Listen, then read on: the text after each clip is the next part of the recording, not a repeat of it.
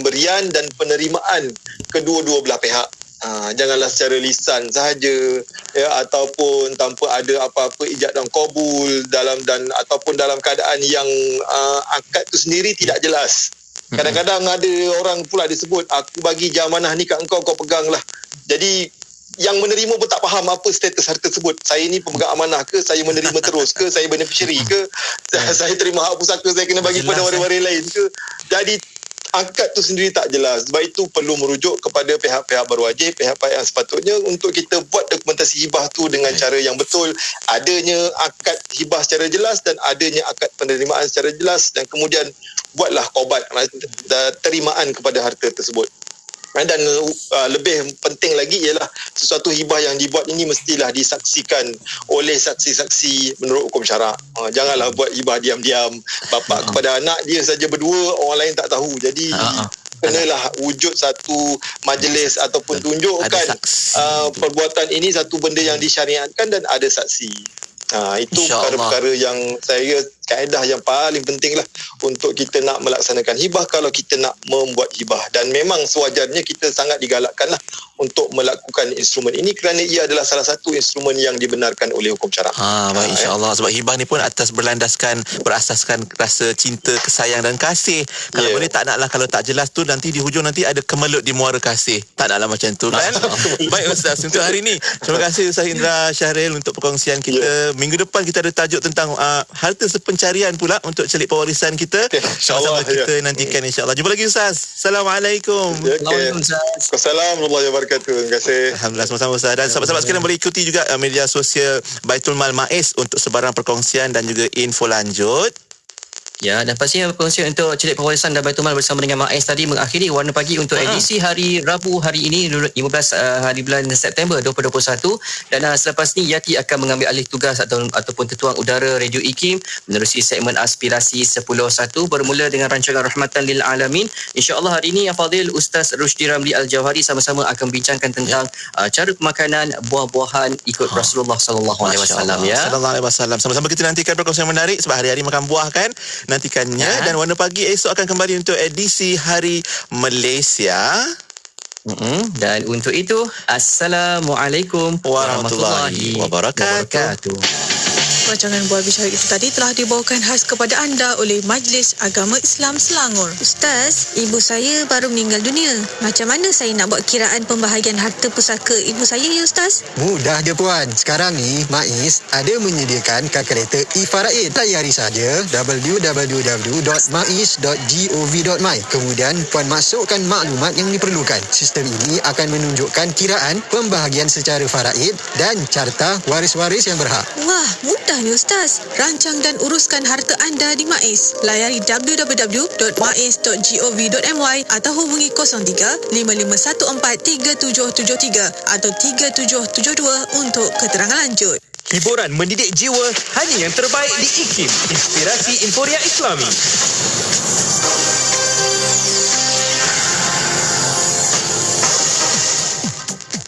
Bismillahirrahmanirrahim. Assalamualaikum warahmatullahi wabarakatuh dan salam sejahtera. Bersama saya Ahmad Nazari Muhammad Yusof dalam berita IKIM. Kerajaan Negeri Terengganu digesa mencari satu jalan penyelesaian yang boleh dilaksanakan segera bagi menyelesaikan masalah keganasan rumah tangga di Negeri Terengganu yang membimbangkan. Justru Ahli Dewan Undangan Negeri Wanita Zuraida Muhammad Noor berkata, berdasarkan statistik daripada Polis Diraja Malaysia PDRM, sebanyak 288 kes keganasan rumah tangga berlaku di Negeri Terengganu pada tahun 2020.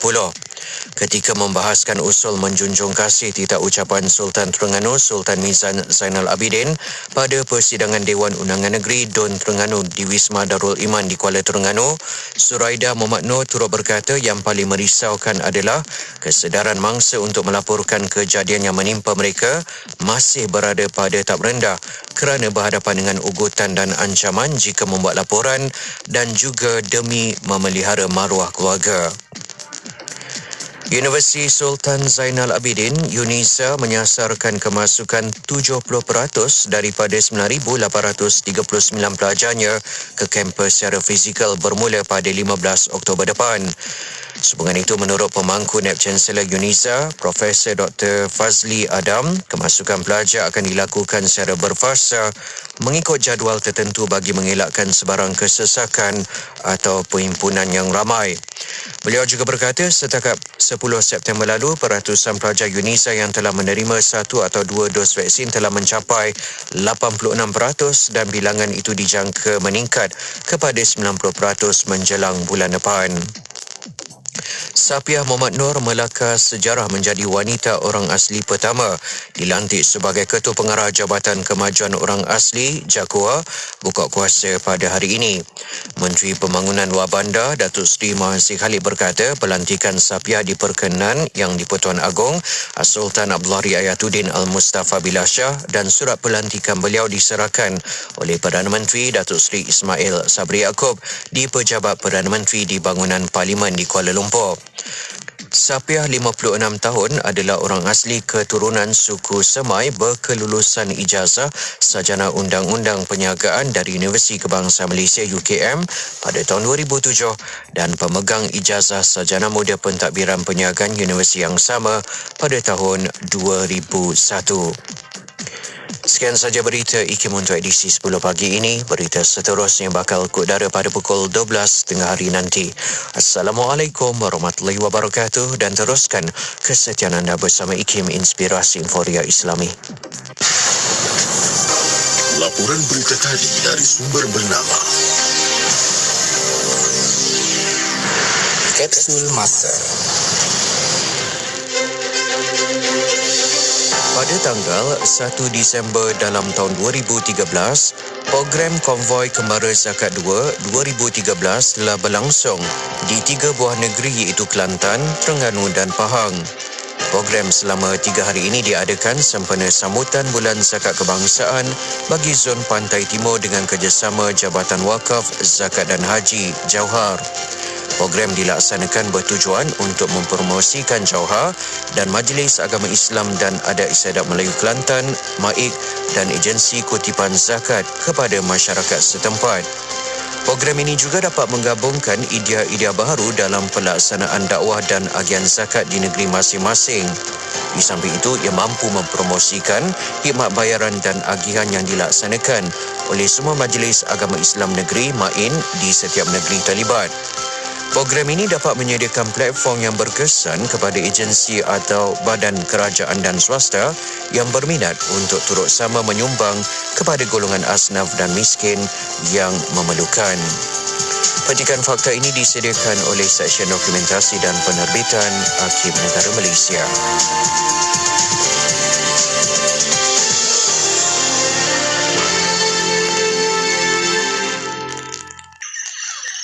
Allahumma antas salam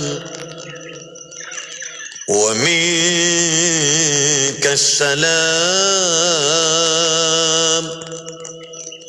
wa ilayka ya'udus salam wa ilayka ya'udus salam. فحينا ربنا بالسلام فحينا ربنا بالسلام وأدخلنا الجنة دار السلام وأدخلنا الجنة دار السلام تباركت ربنا تباركت ربنا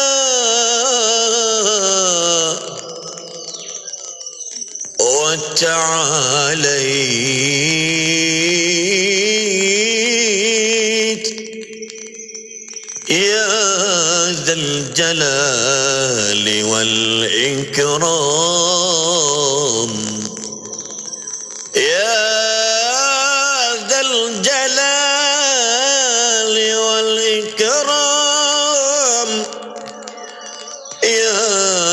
الجلال والإكرام.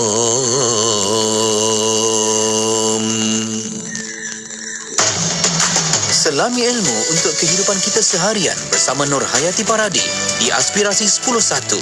IKIM, Inspirasi Inforia Islami.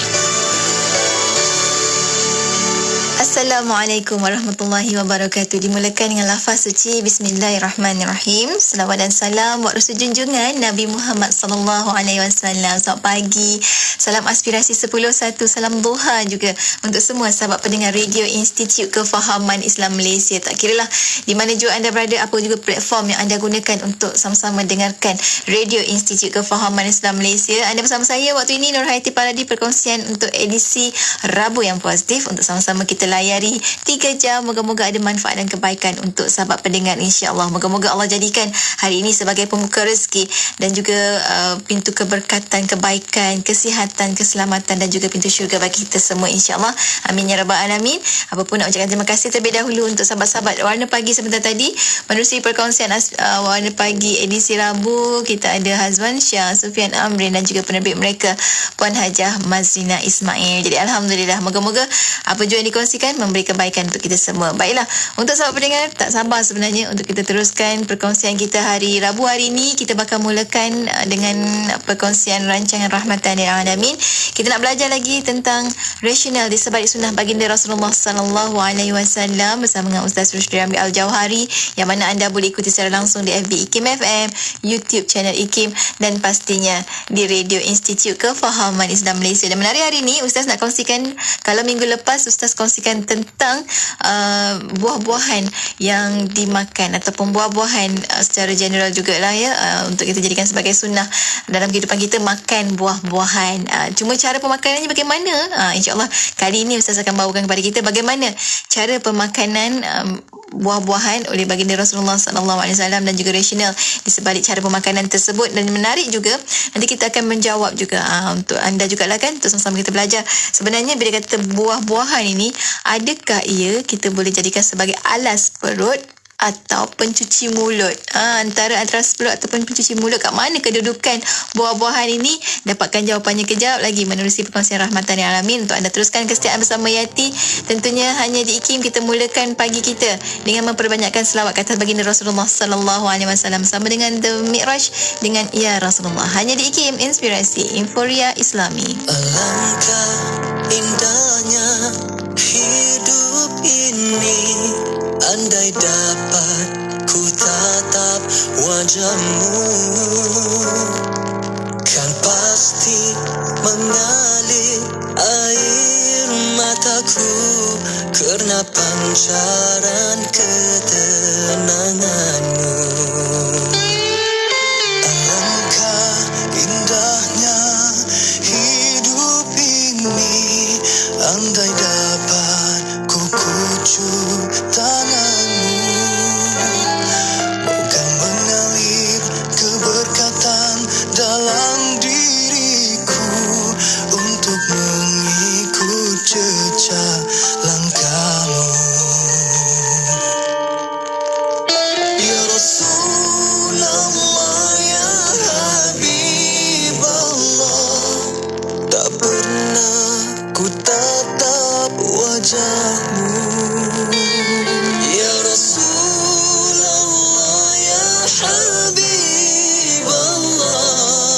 kami rindu padamu. Allahumma salli ala Muhammad, ya Rabbi salli alaihi wasallim. Allahumma salli ala Muhammad, ya Rabbi salli alaihi wasallim. Alangkah indahnya hidup ini, andai dapat ku dekat dirimu, tiada kata yang dapat aku ucapkan, hanya Tuhan saja yang tahu.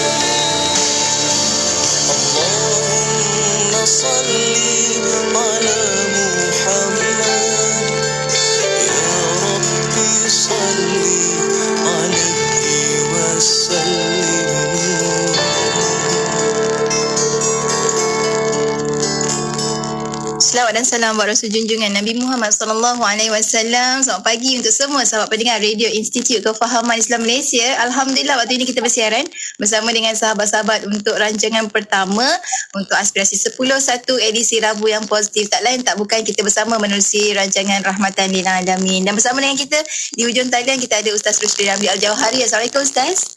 Waalaikumsalam warahmatullahi wabarakatuh. Khabar Yati? Baik-baik, Alhamdulillah. Dan Alhamdulillah bersama dengan Ustaz hari ini kita nak menyambung sebenarnya pengajian kita berkenaan dengan buah-buahan lagi kan. Tapi kali ini Ustaz akan menjurus kepada cara pemakanan buah-buahan baginda Rasulullah sallallahu alaihi wasallam. Mungkin awalan ini Ustaz kita berikan terlebih dahulu mukadimahnya sama-sama kita nak mengenal cara pemakanan baginda Nabi itu macam mana sebenarnya kalau makan buah-buahan itu sendiri. Silakan Ustaz. A'udzubillahi minasyaitonirrajim. Bismillahirrahmanirrahim. Assalamualaikum warahmatullahi wabarakatuh. Innal hamdalillah nahmaduhu wa nasta'inu nastahdihi wa nastaghfiruh wa na'udzubillahi min syururi anfusina wa min sayyiati a'malina may yahdihillahu fala mudhillalah wa may yudlil falan tajida lahu waliyyan mursyida. Qad rabbi shrah li sadri wa yassir li amri wahlul 'uqdatam min lisani yafqahu qawli fa amma ba'd. Yati dan sedang pendengar dan penonton yang dirahmati oleh Allah Subhanahu wa taala sekalian.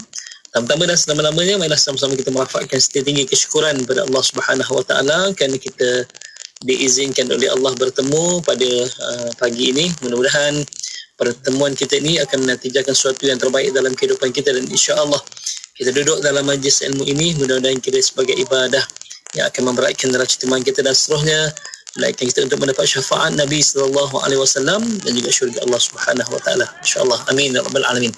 Alhamdulillah Selangor dah berpindah ke fasa 2 tapi masya-Allah kita kena jaga lagi SOP kena sentiasa beringat sebab walaupun kita dah berpindah ke fasa kedua ataupun Lembah Kelang fasa kedua baru-baru ni kita lihat di kaca TV di grup WhatsApp yang kita ada, masya-Allah ramainya orang bercuti di pantai di air terjun, taman-taman rekreasi. Rasa timbul gerun pula kita takut timbul gerun pula. Nauzubillah, janganlah kes lepas ni meningkat. Kita minta supaya kita terus bebas dan dapat menjalani kehidupan Allah SWT sebagaimana sebelum-sebelum ni ataupun lebih baik daripada sebelum-sebelum ni. Kita tak boleh nak marah juga Yati sebab kita faham kadang-kadang bila anak-anak dia tak keluar rumah lama emosinya terganggu kan, tak pernah berapa bulan kita terkurung ataupun kawalan pergerakan. Tapi dalam masa yang sama kita selaku ayah, selaku ibu, bukan saja ku anfusikum wa ahlikum nara, tapi kita juga kena ku anfusikum wa ahlikum daripada segala musibah, daripada segala wabak penyakit insya-Allah. Mudah-mudahan kita semua diberikan kebaikan oleh Allah Subhanahu wa taala. Amin. Okey, pada pertemuan kita yang lepas Yati dan sidang pendengar serta penonton yang dirahmati oleh Allah Subhanahu wa taala sekalian, kita dah bincang tentang buah-buahan yang dimakan oleh Nabi SAW. Sengaja saya pisahkan di antara buah-buahan dengan cara makan buah ataupun cara pemakanan Nabi SAW. Okey. Antara buah-buah yang Nabi makan adalah biasa kita tahu kurma. Kurma. Jadi hari ini kita bincang tentang bagaimana cara yang terbaik makan kurma sebenarnya. Bagaimana cara yang terbaik makan kurma. Adakah makan kurma je kita akan dapat kebaikan? Iya juga, tetapi ada cara pemakanannya, iaitu yang patut kita ambil.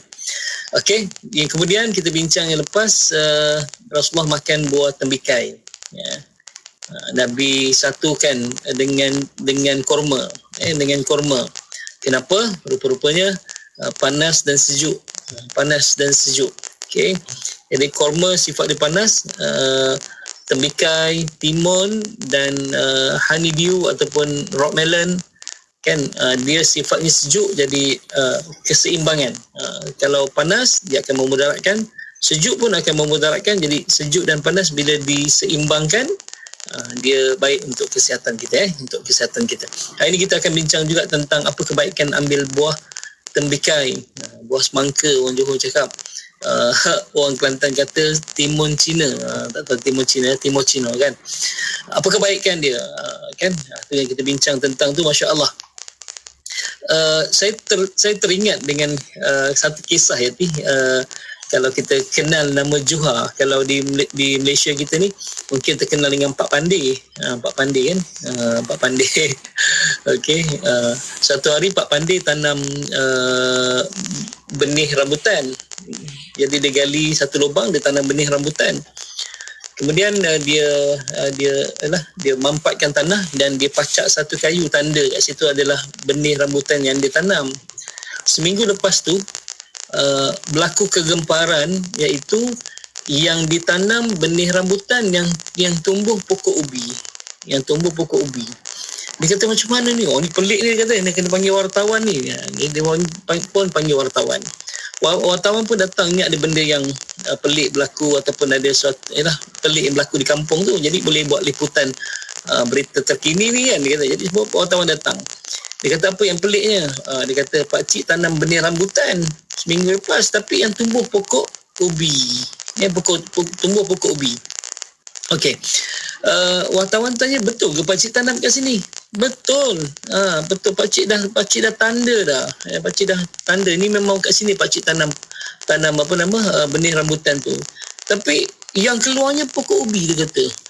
Rupa-rupanya pakcik tu silap ni, Pak Pandey tu silap. Wartawan bertanya, pakcik tanda pakai kayu apa? Dia kata batang ubi lah. Batang ubi lah. Memanglah kata tumbuh ubi ya. Memang kata tumbuh ubi sebab saya pun belajar, anak saya belajar 3, belajar pembiakan tumbuh-tumbuhan. Dia ada daripada batang, daripada benih kan. Dari 3 saya pun jadi pandai pula tu Allahumma salli alaihi wasallam. Dulu kita belajar cotyledon dengan monocotyledon yang ada biji benih kan. Okey, Allahumma salli. Okey, memanglah tak keluar lagi. Wartawan berkata pakcik punya biji benih rambutan tu tak keluar lagi. Memang ubi, cara penanam ubi dengan batang. Oh, dia kata.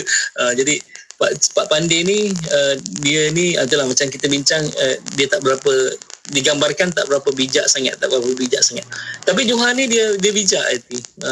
Johan ni dia bijak, lebih kurang macam Pak Pandey juga. Johan ni bijak. Suatu hari Johan ni berjalan, kemudian dia ternampak buah tembikai yang besar, tapi pokoknya semua kecil je, besar jari je kan, dia punya batang dia besar jari je. Okey, dia dalam pemikiran dia kata, minta maaf sebut ni, tapi ni macam dialog lah.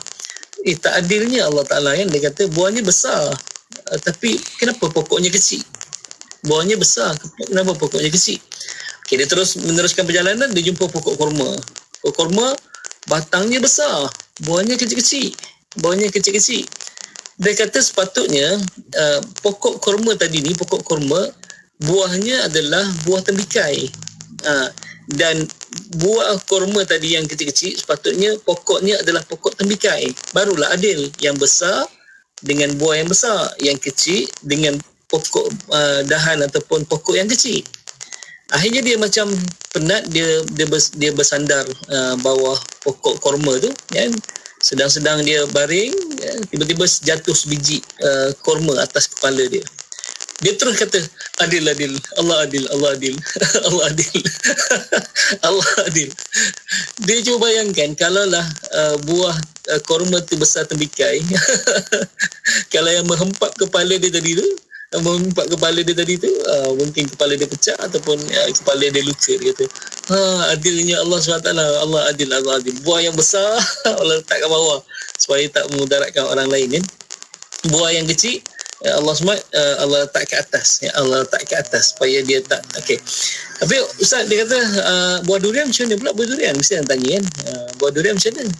Itu buah durian setakat ni yang pengalaman saya di dusun kampung, kita orang memang rajin ambil pungut, tapi tak pernah dengar lagi ada orang yang meninggal dunia ataupun ada orang yang dihempap buah durian. Tak ada lagi. Sebab itu ada hikmahnya, walaupun dia berduri duduk ke atas kan, tapi insya-Allah dia tidak akan menghempap ataupun menimpa atas orang, atas manusia. Itu cantiknya. Kita pula kena tahu ada ilmu. Macam Pak Pandey tadi tak ada ilmu, dia tanam, lepas tu dia tanding dengan pokok ubi, dia tak tahu pokok ubi tu cara penanaman dia adalah dengan batang, keratan batang kan, keratan batang. Jadi nak ambil durian pun kena ada waktunya. Dia bukan durian ni gugur setiap masa tak. Dia ada waktu pagi kan. Waktu malam sampai pagi tu dia gugur. Besok pagi subuh-subuh kita kutip. Kan? Sebenarnya ada waktu-waktunya. Ada waktu-waktunya. Jadi sebagai seorang petani ladang, dia pun tahu waktu bila dia nak ambil buah durian ni. Bukan sepanjang masa dia ambil kan. Dia ada waktu dia gugur bila. Okay, waktu dia digugur tak payahlah pergi kutip. Tunggu dia dah gugur semua, besok pagi baru pergi kutip. Biasanya gugur waktu malam. Itulah antara ilmu. Sebab itu kena ada ilmu dari sudut buah-buahan juga. Jadi bila teringat tembikai ni, barulah kata Juha adil Allah adil, maksudnya buah yang besar tu tidak juga. Okey, itu. Kita juga bincang tentang Allah SWT, pemakanan Nabi dari sudut buah tin. Buah tin. Okey.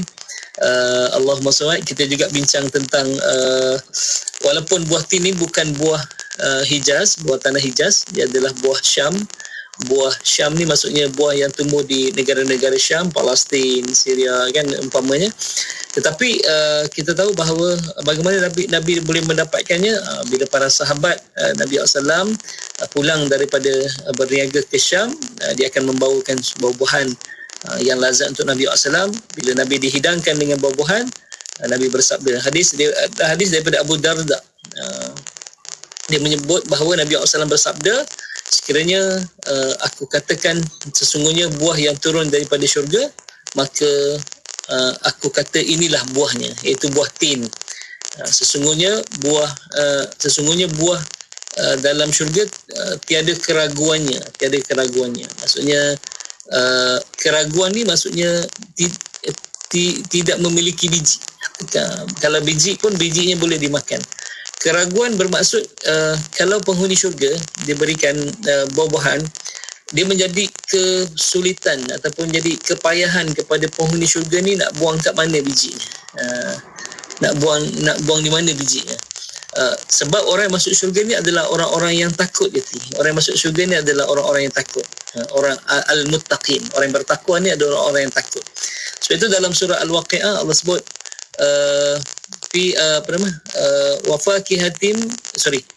dalam surah Al-Waqi'ah disebut la maqtu'ati wa la mamnu'ah.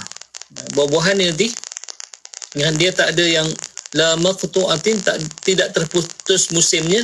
Sekarang ni musim durian dah tak ada dah. Kalau sebelum ni masya-Allah musim durian ni okey.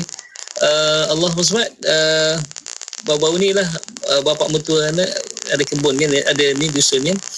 Jadi dia hantar gambar geram je kan.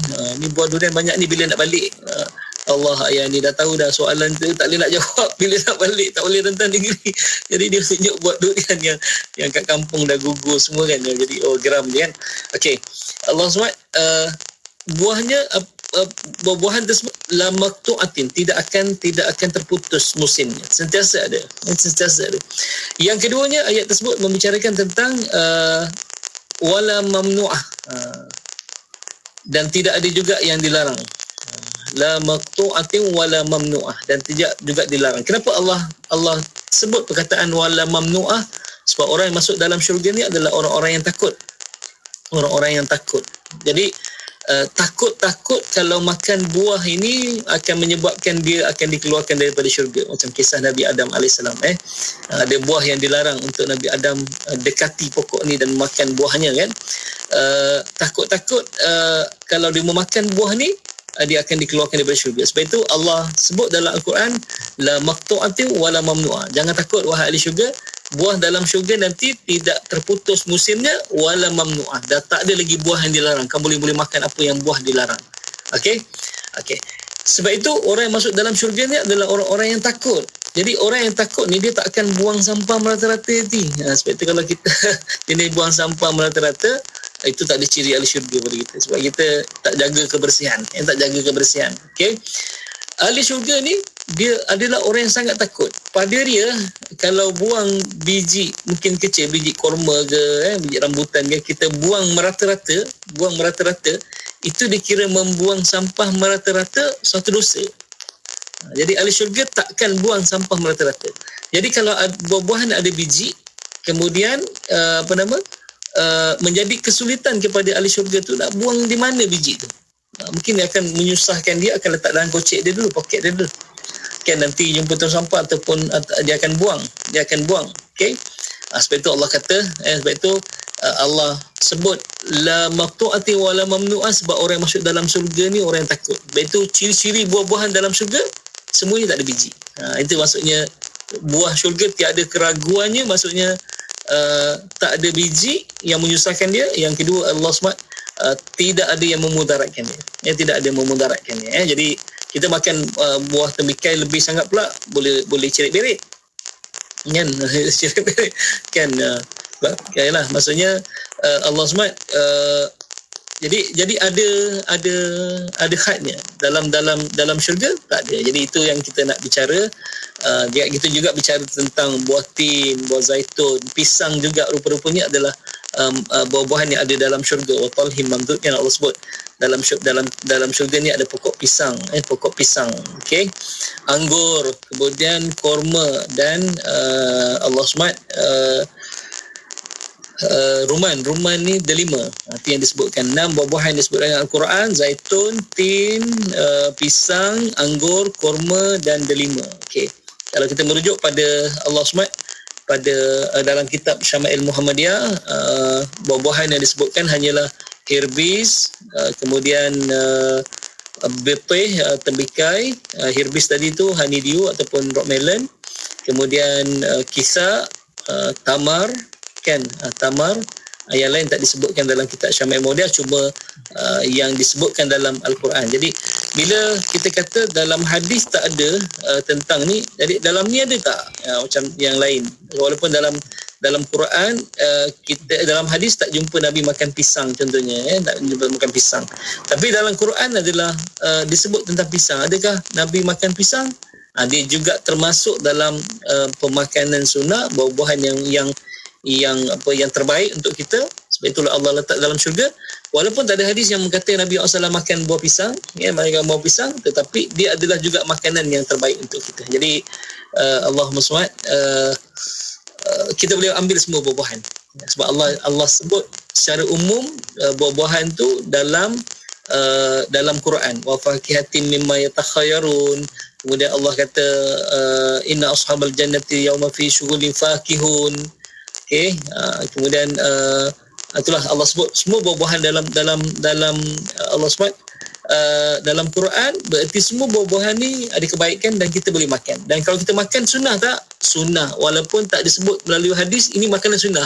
Ini makanan sunnah. Sebab itu kita kena tahu tentang tu, insyaAllah. Untuk mukadimah kita pada pagi ni. Masya Allah, hebat Ustaz. Macam-macam yang kita belajar ni walaupun dalam mukadimah. Ya Allah, subhanallah. Terima kasih banyak Ustaz. Dan patutlah, saya baru teringat kenapa disebutkan pokok bidara tak akan berduri di dalam syurga. Sebab itulah tak nak memudaratkan ahli-ahli syurga. Masya Allah. Dan kita akan berhenti rehat sekali Ustaz. Untuk sahabat-sahabat pendengar saya ini yang menonton secara langsung di FB IKIM FM, FB Ustaz Rushdie Ramli Al-Jauhari, tekan butang share supaya lebih ramai lagi dapat manfaat daripada perkongsian kita pada pagi ini. Kita akan berhenti rehat seketika, kembali selepas ini tentunya hanya di IKIM, Inspirasi Inforia Islami.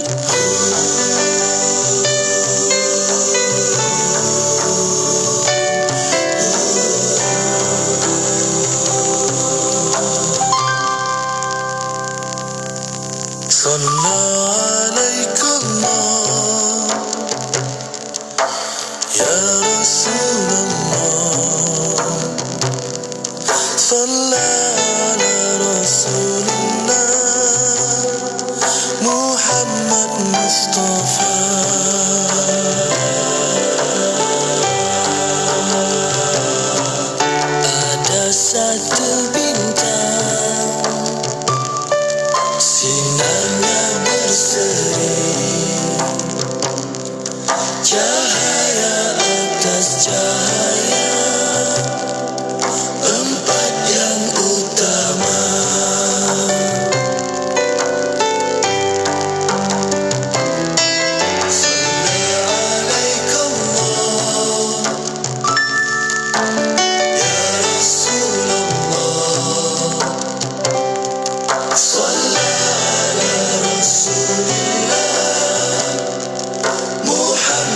Mustafa.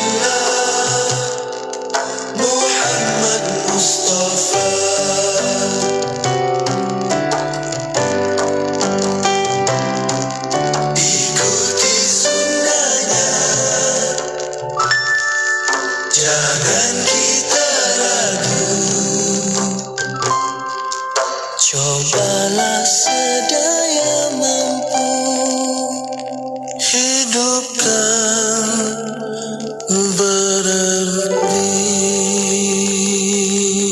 Inspirasi Inforia Islami tentunya hanya di Radio Institut Kefahaman Islam Malaysia. Alhamdulillah, waktu ini kita kembali bersiaran bersama dengan sahabat pendengar menerusi rancangan Rahmatan lil Alamin bersama Ustaz Rusdi Ramli Al-Jawhari. Hari ini kita nak belajar tentang cara pemakanan buah-buahan. Ustaz dah kongsikan tadi antara buah-buahan yang ada di syurga, yang ada namanya disebut dalam Al-Quranul Karim.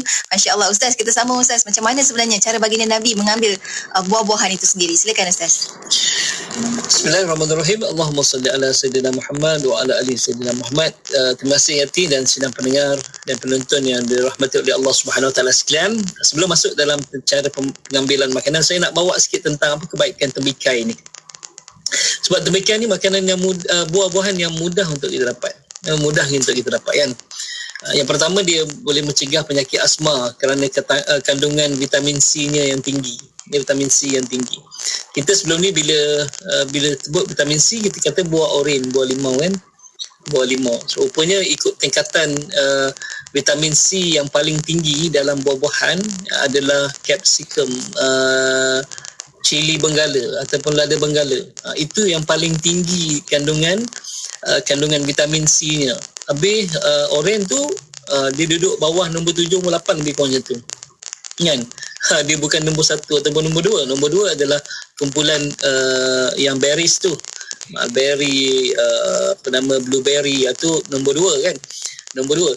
Tapi bila kita bincang sebab kenapa kita bila vitamin C je kita ingat oren ataupun buah limau, sebab biasanya semua tablet vitamin C semua perasa oren. Kebanyakan perasa oren. Jadi kita dah terset dalam minda kita bahawa oren ni adalah vitamin C yang tinggi kan, vitamin C yang tinggi. Tak rupanya dia bawah lagi. Dia yang besarnya adalah yang paling tinggi adalah cili benggala ataupun lada benggala, capsicum tu yang paling tinggi sebenarnya kan. Okey. Yang kedua, satu kajian oleh American Journal of Hypertension, buah tembikai termasuklah honeydew, termasuklah tembikai kuning, termasuklah rock melon dan seumpamanya, dia mengawal tekanan darah, mengawal tekanan darah kita. Yang ketiga, dia merupakan antioksidan yang tinggi. Jadi secara tak langsung dia mencegah kanser, Kemudian dia juga membantu penghadaman. Macam pisang lagi terbaik dengan seratnya tu, dia membantu penghadaman dan pencernaan kita, membantu penghadaman dan pencernaan kita. Dan seterusnya mengatasi penghidratan kerana mengandungi 92% air. Jadi buah tembikai ni mengandungi 92% air. Jadi dia mengatasi masalah penghidratan. Maksudnya kita keluar panas kan, jadi terhidrat air dalam badan kita. Jadi cara nak mengembalikan kembali air tu, sama ada minum air ataupun buah tembikai yang terbaik. Sebab dalam buah tembikai ni ada 92% air. Kemudian badan kita pula 70% air kan. Badan kita 70% air. Jadi itu kita perlukan air yang banyak. Kemudian Allahumma samad, kulit yang sihat kerana kaya dengan vitamin A. Dia bukan potong letak kat mata. Timbun potong letak kat mata tu untuk sejukkan mata kan, untuk menghilangkan kesan-kesan hitam pada mata tu. Dia sebenarnya makan yang terbaik, baik untuk kulit sebenarnya, baik untuk kulit. Okey, itu yang kita bincang. Satu lagi saya nak bawa, mungkin kita Allah SWT jarang dengar, tapi rupanya ni pun makanan buah-buahan, makanan Nabi SAW. Buah labu pumpkin, labu kuning tu. Sebab Nabi SAW kata Sayyidina Anas bin Malik radhiyallahu an, baginda SAW menyukai buah labu. Lalu baginda dihidangkan makanan ataupun diundang dalam jamuan, aku mencari-cari labu dan meletakkan di hadapan baginda SAW kerana aku tahu baginda sangat menyukainya. Baginda sangat menyukainya. Okey. Antara kajian dalam buku Vegetable for Health and Healing, nukilan Ong Hin Choi. Saya mula-mula ingat Ong Hin Choi ni perempuan, tapi umumnya lelaki. Ong Hin Choi, lelaki. Dia dapat merawat tekanan darah tinggi. Labu-labu pumpkin ni. Kemudian dapat melawat penyakit kuning ataupun penyakit yang berkaitan dengan hepatitis, kan, penyakit kuning. Labu yang dimasak juga baik untuk mengawal diabetes, okey. Manakala labu yang dikukuh halus boleh melawat luka kecil seperti terbakar ataupun luka pisau. Okey. Kuaci labu. Kajian yang dilakukan oleh saintis daripada Amerika Syarikat juga dilakukan oleh saintis daripada Thailand. Pengambilan biji labu yang dimakan secara teratur boleh membantu ataupun boleh mencegah masalah batu dalam ginjal ataupun dia membersihkan buah pinggang jadi masya-Allah. Jadi labu memang terbaik lah, kan. Baik tu mak kita kalau dia masak macam terlebih manis, dia akan masukkan labu. Okey. Labu dapat serap gula tu. Okey. Tapi dia bukan dia dapat menyerap gula. Jadi manis je pada buah labu, tak manis pada kuahnya.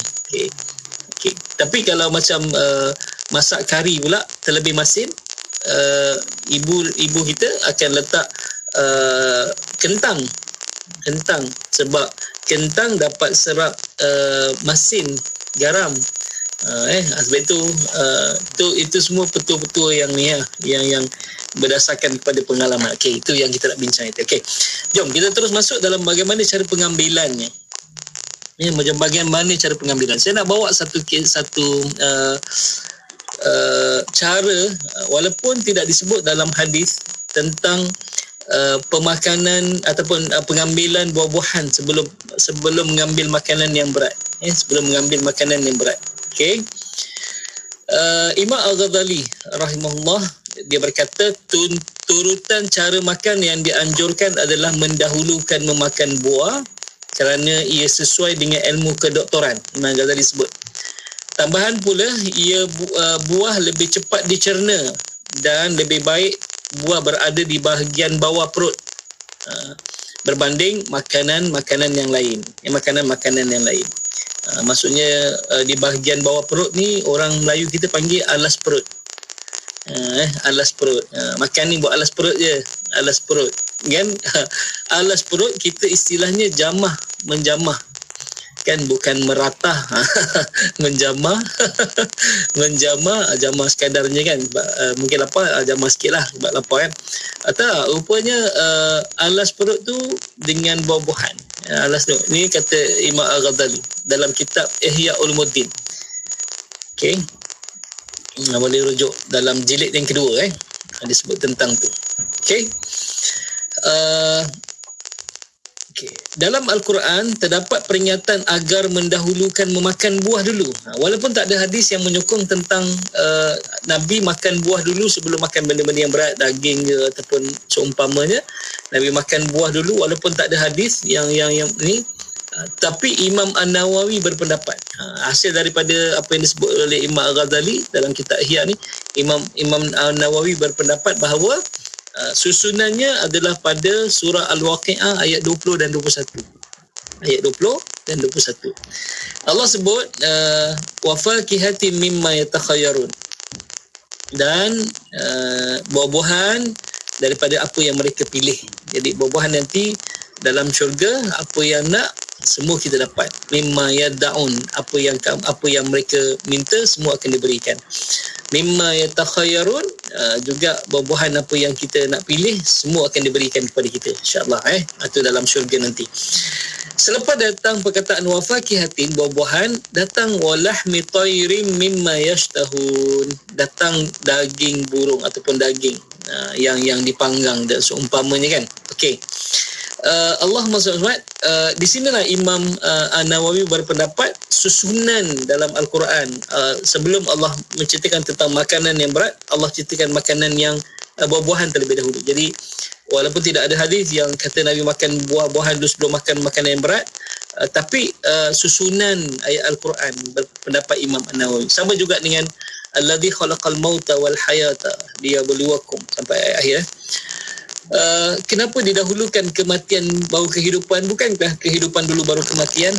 Ada banyak dalam tafsir menyebut bahawa khalaqal mauta, sebab kita ni daripada tak ada kepada ada. Satu.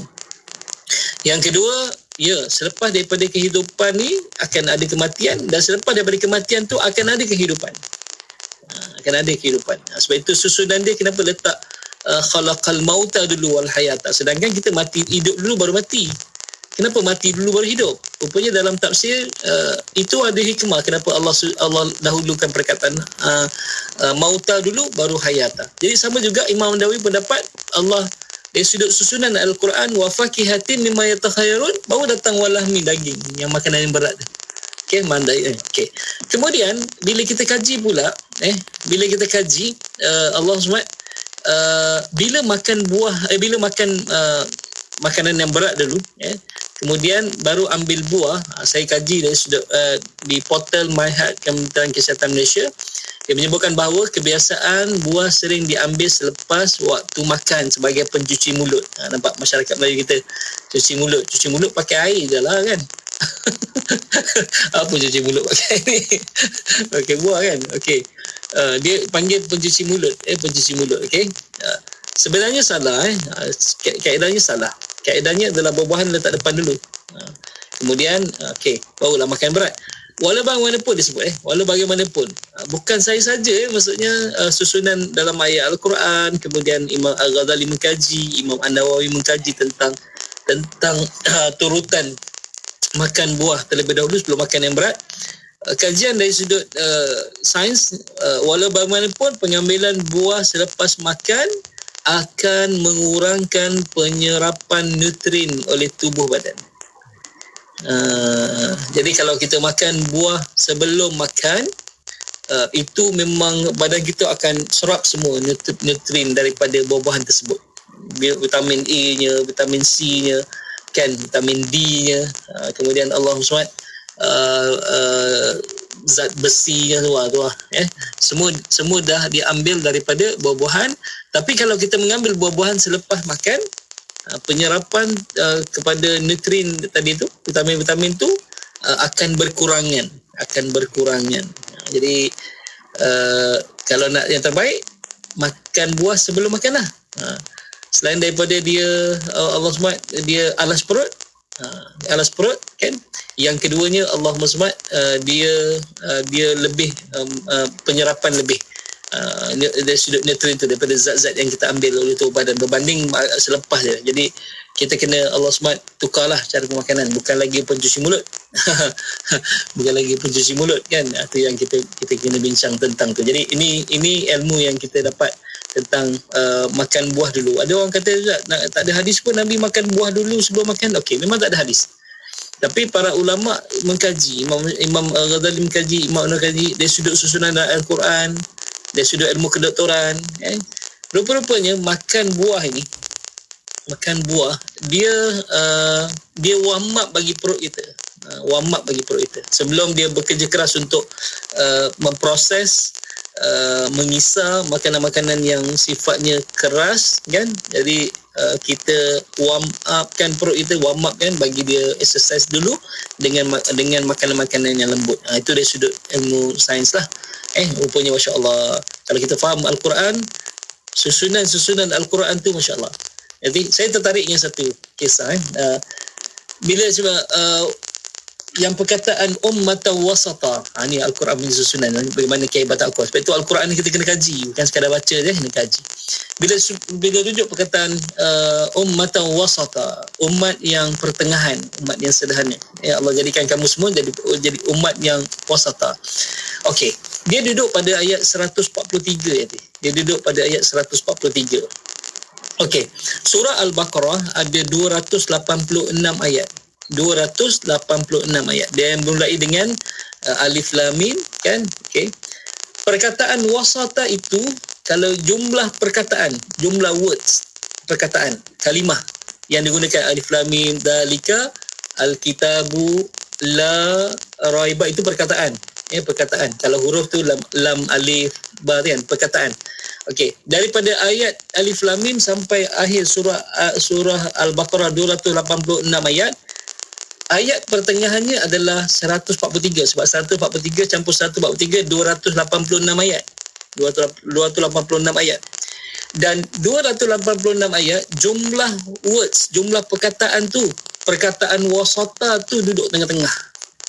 Kalau dah digunakan 100, yang digunakan 100 jadi 50 lah istilahnya, ataupun bukan 50 pun tak tepat, 50 mesti satu 50.5. Okey, 50.5. Okey, 50.5. Okey. Allah SWT, perkataan wasata tu bukan saja membawa maksud pertengahan, tapi hikmahnya, hebatnya Allah SWT kan, bahawa perkataan wasata tu pun duduk di antara 1/2 daripada jumlah perkataan dalam surah Al-Baqarah. Masya Allah. Tu jadi kenapa tak, walaupun itu hikmah susunan, buah-buahan dulu kemudian daging seumpamanya. Ini sebenarnya adalah yang disebut. Okey, satu nanti sebelum kita nanti rehat. Nampak dah tidak standby. Okey. Bila kita sebut makanan walah mitairin mimma yashtahun. Okey, semua yang dipanggang, yang di-grill, dia akan menghasilkan karbon. Ini saya kajilah dari sudut saya berbincang dengan seorang pakar nutrisi. Dia kata yang menyebabkan kanser ni yang menyebabkan kanser adalah Allah SWT bakaran karbon daripada daging ataupun kita makan apa-apa yang di-grill akan menghasilkan karbon. Okey. Karbon tu dia akan Allah alam, minta maaf kalau salah sebut istilahnya, dia merangsang sel kanser dalam tubuh lah kan. Tapi buah-buahan sifat dia antioksida. Jadi bila ayat ni sebut walah mitairin mimma yashtahun ni maksudnya grill lagi. Grill, panggang atau yashtahun ni. Sebab masywi. Masywi ni maksudnya masywian, panggang. Makli goreng kalau dalam bahasa Arab. Masywi panggang. Jadi yashtahun ni masywi, maksudnya dipanggang, digrill. Okey. Kalau makanan daging apa pun digrill, ayam digrill, hasil daripada bakaran tu akan hasilkan karbon. Karbon tu masuk dalam badan kita, dia boleh menyebabkan kanser, merangsangkan kanser. Tapi yang melawan yang sel kanser ni, dia adalah semua antioksida. Apa antioksida tu? Buah-buahan. Buah-buahan yang antioksida. Jadi selain daripada susunan makan buah dulu kan, kemudian barulah makan benda berat, daging dan semuanya. Tapi pada ayat ni wafakihatin, buah-buahan dulu, ada perkataan yang setahun di belakang tu, maksudnya masywi yang dipanggang, yang digrill kan, akan mudaratkan. Jadi fakihatin akan membantu supaya jangan dia antioksida ni anti kanser lah, anti kanser. Jadi cantiknya susunan yang Allah susun dalam Al-Quran. Wallahualam. Masya Allah, hebatnya Ustaz kan. Tapi betapalah, saya teringat ada satu Ustaz. Bukan perkongsian Ustaz. Masya Allah, hebatnya perkongsian Ustaz Al-Quran tadi kan, Masya Allah. Dan saya pernah terbaca satu artikel Ustaz, bila kata makan buah-buahan dan juga makan makanan yang lebih berat ini Ustaz, kata antara sebab kenapa kita makan buah terlebih dahulu kerana buah-buahan yang dimakan selepas makan makanan berat, dia akan membusuk. Tak sempat nak dicernakan dengan baik, dia ambil nutrisinya, dia membusuk sebelum dia dapat nutrisi tersebut. Sebab usus kita perlu untuk untuk memproses makanan yang berat, daging dan sebagainya. Kemudian untuk ambil masa tu, buah-buahan tersebut sempat membusuk, jadinya dia kurang mendapat nutrisi tersebut. Dan Ustaz, ada juga yang bertanya Ustaz, kalau buah-buahan ini seeloknya diambil daripada bentuk mana? Sebab ada orang suka minum jus buah-buahan yang memang diekstrak daripada buah-buahan, ataupun kita makan buah-buahan itu secara fizikal buah tersebut Ustaz. Okey, Allahumma salli, kalau jus kita memerlukan campuran air kan. Kadang-kadang bila campur air, buahnya dah hilang rasa manisnya kan. Jadi kita terpaksa meletakkan gula untuk menyedapkan buah-buahan tersebut. Jadi lepas tu pengambilan berlebihan juga boleh memudaratkan, terutamanya korma lah kan. Korma kalau kita buat jus, tak cukup dengan 3 biji untuk buat jus.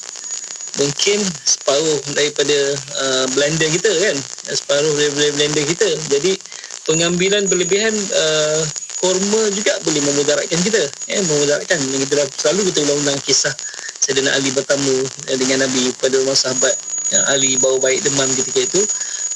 Bila Ali makan kurma yang banyak, Nabi kata berhenti kan, sebab rupanya kurma ni sifat dia panas, semua sifat dia panas. Jadi sebab itu walaupun tak ada hadis, walaupun tak dikata yang Nabi makan 3 biji kurma setiap hari, ataupun setiap sajian Nabi makan kurma 3 biji, tetapi macam mana boleh datang 3 biji tu? Adakah semua nak ganjil? Tak. 3 biji ni maksimum dah sebenarnya. 3 biji maksimum. Okey, kalau kita ambil lebih 3 biji, tapi mana datangnya Ustaz kalau yang kata Nabi SAW, siapa yang ambil 7 biji ajwa, kurma ajwa setiap pagi, racun dan sihir tidak boleh memudaratkannya. Kita tengok dia punya kuantiti pula. Ajwa sifat kurmanya sifatnya kecil kan. Dan kurma yang biasa ni sifatnya besar, dia punya saiz dia besar. Jadi 7 biji bersamaan dengan 3 biji yang besar. 3 biji yang besar. Dan itu had dia. Itu had dia. Jadi mana yang terbaik adalah makan buah yang istilahnya mana ni? Buah yang fresh tadi. Apa? Makan buah makan segar, buah yang fizikal lah. makan buah segar. Bukan yang dijadikan sebagai jus. Yang diproses jadi jus. Okey. Tapi kalau jadi jus pun boleh. Nabi SAW lagi buah anggur diperah. Buah anggur yang diperah. Jadi buah anggur yang diperah, dan Nabi terus minum buah air perahan anggur itu. Dia dipanggil nabiz kan, buah nabiz. Air perahan anggur tu. Okey. Tapi kita anggur pula kita masukkan dalam blender, kemudian campur air, campur gula, itu yang hilang dia punya itu hilang dia punya kebaikan manis buah. Ya, orang panggil manis buah. InsyaAllah sebenarnya kalau kita rujuk, saya pun rujuk tentang kalaulah buah-buahan ni dalam Quran Allah sebut, dan dalam syurga Allah sebut buah-buahan, saya sebut bahawa hampir tidak ada mudarat buah-buahan ni sebenarnya. Hampir tidak ada mudarat buah-buahan.